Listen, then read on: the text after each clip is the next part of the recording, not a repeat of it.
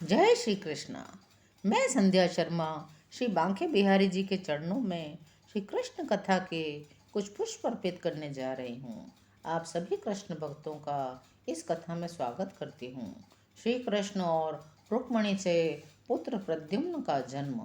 ऐसा कहा जाता है भगवान वासुदेव के अंश कामदेव को भूतकाल में शिवजी ने क्रोध से भस्म कर दिया था। उसी कामदेव ने श्री कृष्ण के संतान के रूप में रुक्मणी के गर्भ से जन्म लिया। भगवान श्री कृष्ण के विभिन्न अंशों के अनेक स्तर है। श्री वासुदेव, श्री शंकरषण, श्री प्रद्युम्न, श्री अनिरुद्ध नामक श्री कृष्ण के चतुर्व्यूह विस्तार प्रत्यक्ष रूप से विष्णु की श्रेणी में है। कामदेव ने बाद में रुक्मणी के गर्भ से जन्म लिया और उसका भी नाम प्रद्युम्न रखा गया। जब शिवजी के क्रोध से काम भस्म हो गया तब श्री वासुदेव के शरीर में लीन हो गया। उसका शरीर उसे पुनः प्राप्त हो, इस हेतु भगवान श्री कृष्ण ने स्वयं उसे संतान के रूप में स्वीकार किया। श्री कृष्ण का पुत्र होने के कारण उसके गुण भी श्री कृष्ण के समान थे। शंबर नामक एक असुर का इन्हीं प्रद्युम्न के हाथों वध होने वाला था। शंबरासुर को अपनी इस नीति का ज्ञान था और जैसे भी उसे ज्ञात हुआ कि प्रद्युम्न का जन्म हो चुका है, वैसे ही उसने एक स्त्री का रूप धारण करके उस छोटे से नन्हे से शिशु का हरण कर लिया। उसने शिशु के जन्म के 10 दिन के अंदर ही प्रसूति गृह से उसका हरण कर लिया। असुर ने उसे ले जाकर सीधे समुद्र में फेंक दिया। किंतु ऐसा कहते हैं ना, जैसे श्री कृष्ण जिसकी रक्षा करते हैं उसे कोई नहीं मार सकता। श्री कृष्ण द्वारा जिसका वध होने वाला है उसकी कोई रक्षा नहीं कर सकता। राखे कृष्ण मारे के, मारे कृष्ण राखे के। जब प्रद्युम्न को समुद्र में फेंका गया तब तत्क्षण एक विशाल मछली उन्हें निगल गई। कुछ काल पश्चात यह मछली एक मछुआरे के जाल में पकड़ी गई। बाद में वह मछली शंबरासुर को बेच दी गई। असुर की पाकशाला में मायावती नाम की एक दासी थी। वह स्त्री भूतकाल में कामदेव की पत्नी रति थी। जब मछली शंबरासुर को दी गई तब उसके रसोइये ने उसे ले लिया। रसोइये का कार्य इस मछली को सुस्वादु भोजन के रूप में पकाना था। असुर एवं राक्षस मांस, मछली आदि इसी प्रकार के मांसाहारी भोजन करने के अभ्यस्त होते हैं। जब रसोइया मछली को काट रहा था तो मछली के पेट में एक सुंदर शिशु मिला। उसने तत्काल उस शिशु को भोजन बनाने में सहायता करने वाली मायावती के संरक्षण में दे दिया। इस स्त्री को यह देखकर आश्चर्य हुआ, इतना सुंदर शिशु एक मछली के पेट में किस प्रकार रहा। यह परिस्थिति उसे उलझन में डाल रही थी। तत्पश्चात देवर्षि नारद जी ने उसी समय आकर प्रद्युम्न का जन्म, शंबरासुर द्वारा उसका हरण और समुद्र में फेंके जाने की समस्त कथा मायावती को बताई। इस रीति से पूर्व जन्म में कामदेव की पत्नी रही रति को, जिसका अब नाम मायावती था, समस्त कथा स्पष्ट हो गई। मायावती को ज्ञात था पहले वह कामदेव की पत्नी थी। शिवजी के क्रोध से अपने पति के भस्म हो जाने के पश्चात वह सदैव आशा कर रही थी कि कामदेव को भौतिक देह प्राप्त होगी। मायावती का कार्य रसोई में दाल चावल पकाना था, किंतु जब उसे यह शिशु प्राप्त हुआ और उसे यह ज्ञात हो गया कि वह उसका पति कामदेव है, तो स्वाभाविक रूप से उसने उस शिशु को अपने संरक्षण में ले लिया। अत्यंत स्नेहपूर्वक उसका पालन करने लगी। चमत्कारिक रूप से वह शिशु अत्यंत तीव्र गति से विकसित होने लगा और अत्यंत ही अल्प काल में वह अत्यंत सुंदर युवक बन गया। उसके नयन कमल पुष्प की पंखुड़ियों के समान थे। उसकी भुजाएं घुटनों तक लंबी थी। सभी युवतियां उसके शरीर सौंदर्य पर मोहित हो जाती थी। मायावती समझ सकती थी प्रद्युम्न के रूप में उत्पन्न उसका पूर्व पति कामदेव इतना सुंदर युवक हो गया था। धीरे धीरे वह भी मोहित तथा कामातुर हो गई। अपनी वासना की अभिव्यक्ति करती हुई वह प्रद्युम्न के समक्ष स्त्रियोचित आकर्षण सहित मुस्कुरा रही थी। तभी प्रद्युम्न ने उससे प्रश्न किया, ऐसा किस प्रकार संभव है? पहले तुम एक माँ की भांति स्नेहशील थी, अब तुम एक कामातुर स्त्री के लक्षण व्यक्त कर रही हो। इस परिवर्तन का क्या कारण है? प्रद्युम्न के इस कथन को सुनकर रति ने उत्तर दिया, प्रियवर, आप भगवान कृष्ण के पुत्र हैं। आप 10 दिन के भी नहीं थे जब शंबरासुर ने आपका हरण करके आपको समुद्र में फेंक दिया था। एक मछली आपको निगल गई थी। आप मेरे संरक्षण में आ गए, किंतु वास्तव में कामदेव के रूप में मैं आपके पूर्व जीवन में आपकी पत्नी थी। अतः मेरा आपके प्रति दाम्पत्य प्रेम के लक्षणों को प्रकट करना असंगत नहीं है। शंबरासुर आपका वध करना चाहता था। उसको विभिन्न सिद्धियां प्राप्त है। अब वह आपके वध का प्रयास करे, इसके पूर्व ही शीघ्रातिशीघ्र आप अपनी दिव्य शक्ति से उसका वध कर दीजिए। जब से शंबर ने आपको चुराया है, आपकी माता रुक्मणी देवी अत्यंत शोचनीय अवस्था में है। उनकी दशा वैसी है जैसी अपने संतान को खोकर किसी भी कोयल पक्षी की होती है।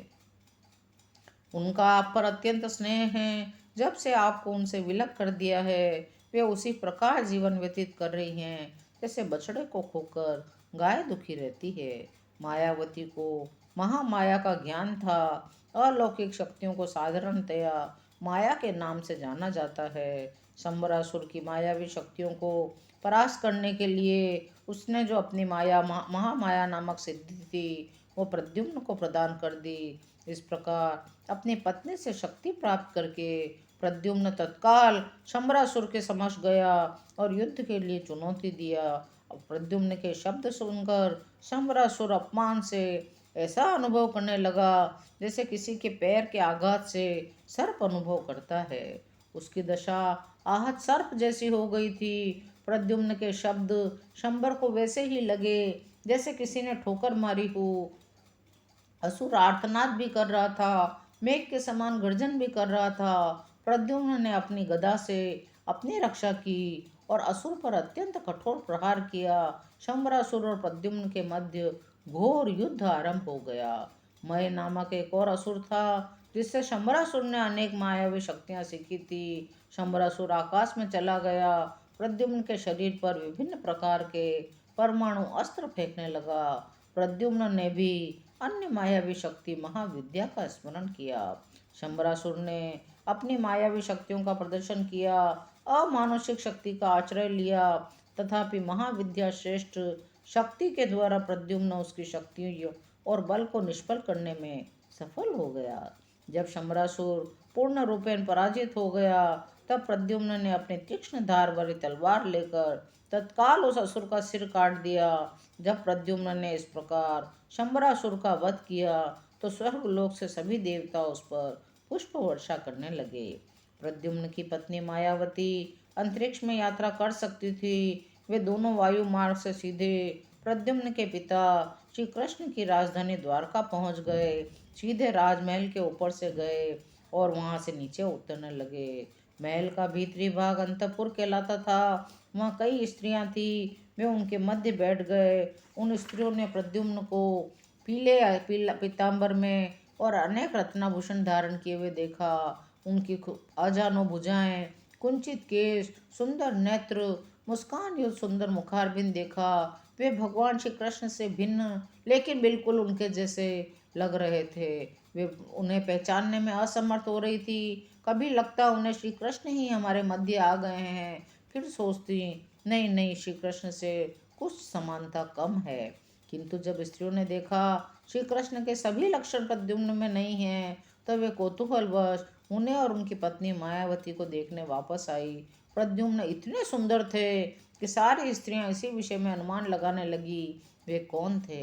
उन स्त्रियों में रुक्मणी देवी भी थी, जो कि स्वयं कमलाक्षी थी और उतनी ही सुंदरी थी। प्रद्युम्न को देखकर उन्हें अपने पुत्र का स्मरण हो आया। वात्सल्य के कारण उनके स्तनों से दूध बहने लगा। वे विचार करने लगी, ये सुंदर किशोर कौन है? यह कितना सुंदर प्रतीत होता है। यह युवती कौन है जो इसके साथ है? मेरा पुत्र जो प्रसूति गृह से चोरी हो गया था, यदि वो अभी कहीं जीवित होगा तो इस किशोर के जितना ही बड़ा होगा। उसी क्षण माता पिता देवकी वसुदेव जी के साथ श्री कृष्ण भी वहाँ आ गए। श्री कृष्ण सब कुछ समझ सकते थे, फिर भी वे मौन रहे। उसी समय देवर्षि नारद जी भी वहाँ आ गए। उन्होंने सारी घटना स्पष्ट की और कहा, प्रद्युम्न को प्रसूति गृह से किस तरह हर लिया गया था, किस तरह वे बड़े हुए, किस तरह वे अपनी पत्नी मायावती के साथ वहाँ आए हैं। मायावती पूर्व जन्म में कामदेव की पत्नी रति थी। जब सबको प्रद्युम्न के रहस्यपूर्ण ढंग से तिरोहित होने और बड़े होने की सूचना मिली तो सभी आश्चर्यचकित हो गए थे, क्योंकि एक तरह से उनको वापस पाने की आशा तो सबको निराश ही हो चुके थे। अब जब सबको समझ में आ गया ये किशोर प्रद्युम्न ही हैं, तो बड़ा प्रसन्नता पूर्वक उनका स्वागत किया गया। देवकी, वसुदेव, भगवान श्री कृष्ण, भगवान बलराम, रुक्मणी जी और परिवार के सभी स्त्रियों और सदस्यों ने एक एक करके प्रद्युम्न तथा उसकी पत्नी मायावती का आलिंगन किया। मर्तपुत्र वापस लौट आया है, इससे बढ़कर आनंद का समाचार और क्या हो सकता है। आज की कथा यहीं विराम लेती है। शेष अगले अंकों में। यदि कृष्ण कथा सुनने में आपको आनंद आ रहा हो तो चैनल को लाइक, शेयर और सब्सक्राइब करिए। कमेंट में जय श्री कृष्णा लिखना न भूलिए। जय श्री कृष्णा।